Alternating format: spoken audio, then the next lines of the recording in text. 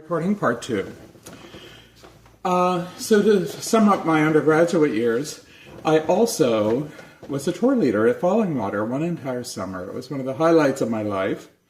Frank Lloyd Wright's masterpiece of residential architecture. I did that one entire summer, 6 days a week, and just loved it. I had much free, private time in that building between tours. That year, I believe they took 68,000 people through the masterpiece of residential architecture by Frank Lloyd Wright, Falling Water near Pittsburgh. Don't miss touring that place.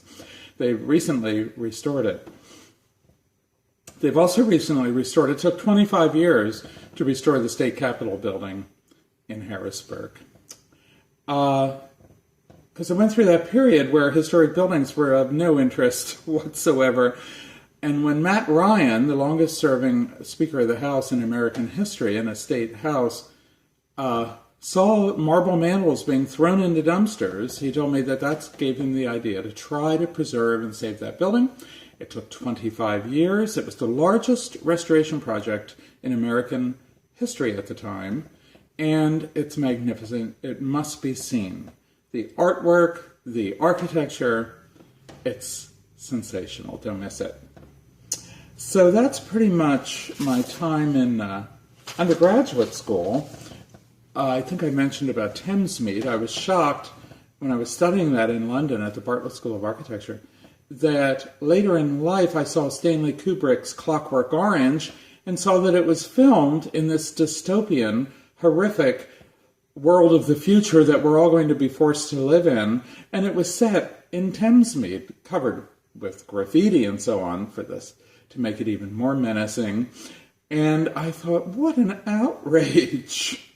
I love brutalist architecture, the Boston City Hall, the New Whitney Museum up on Madison Avenue, not the newest one, which I'm a founding member of, which is more humane, I dare say, than the first one. But brutalism was the style, and so Stanley Kubrick picked it to warn us, I guess, about what's coming. Well, of course, now look, maybe he was right. It was before I became a historic preservation advocate, let's just put it that way. So after undergraduate school, I was in San Francisco interviewing for firms that had contacted me to interview to hopefully work there. And lo and behold, I got there, 5 interviews I had lined up, 3 were already out of business in the week that it took me to get there. These were long-standing firms. The recession had just hit. So there was nothing. This was lesson number 1 in becoming an architect. Nobody's building anything. They were furious with me for even showing up, the 2 firms that were packing up their boxes and heading for the door. I said, but you had me come out here? Oh, well, they didn't know it hits that fast. And the next one will hit that fast, too. This is 2018. Do we have long to wait? The next one will be global. At least I soon learned that there's somewhere in the world that's very busy, so I could always go there to get a wonderful top position as an architect. And that's what took me around the world, because when the bottom fell out here, I would go there. And when it fell out there, I would go somewhere else. It took me to Australia, the United Kingdom, all around. And that I could do that because I was not captive to any person, place, or thing.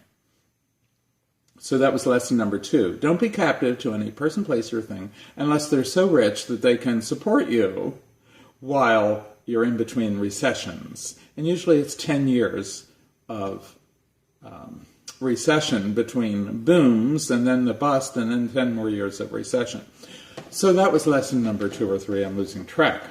So after graduation, I was in San Francisco and got nowhere, so I happened to walk past a high-rise building that said U.S. Department of Housing and Urban Development. I thought, oh, housing. I have a lot of experience with housing.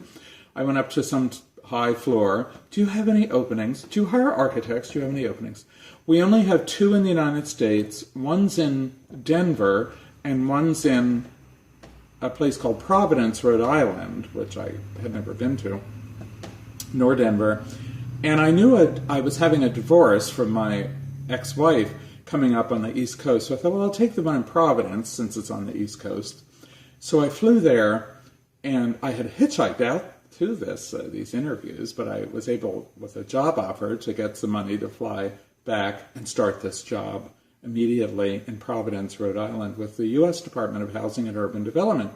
And they had a really innovative program working with architectural schools, including Brown, Rhode Island School of Design, any accredited or non-accredited school that would come up with innovative ideas for public government-sponsored housing. Can you imagine these days? So I met with the top architects from all these schools who had put together these incredible projects, creative, innovative projects, and to make sure they would conform with the HUD standards, which was a book about this thick, the minimum property standards. All had to fit in there, and we worked collaboratively together to make that happen. I loved it. But after about a year of this, I was commuting from Boston by train and then got an apartment in Providence and walked to work through Brown campus. It was beautiful. When I realized, I think I'm ready for the next step in my life. And I was on a subway in New York City visiting a friend from college and saw on the subway an ad, Vista wants architects, student or young architects, trainees. It didn't have to be licensed, which I wasn't yet. So I called Washington, and Vista was like the Peace Corps, only it was domestic. So I took 2 years. I was hired, and I took 2 years to go to the Philadelphia region to be an architect, advocating on behalf of the poor. And that included public housing tenants and anyone in these bombed-out urban neighborhoods. Well, only the federal government would say that Pittsburgh is in the Philadelphia region, I think. So that's where they placed me, in Pittsburgh. I thought, Pittsburgh? Well, the only thing I know about Pittsburgh is I used to visit my father there, who lived there and still did. And so I, with other Vista volunteers, that we were called volunteers, but my title was Vista Architect, so I got very busy representing the Metropolitan Tenants Organization, a consortium of public housing tenants, an advocacy group, to advocate for 68,000, I think it was, or was that the number going through Fallingwater that year, public housing tenants in Pittsburgh, and I loved it. And I would work with them to better their environment, and I would compare what they were doing or doing to them with the minimum property standards, and got into a lot of interesting trouble because some of these renovations weren't exactly enhancing the space. They were, in my thinking, making them more substandard. So we got very busy.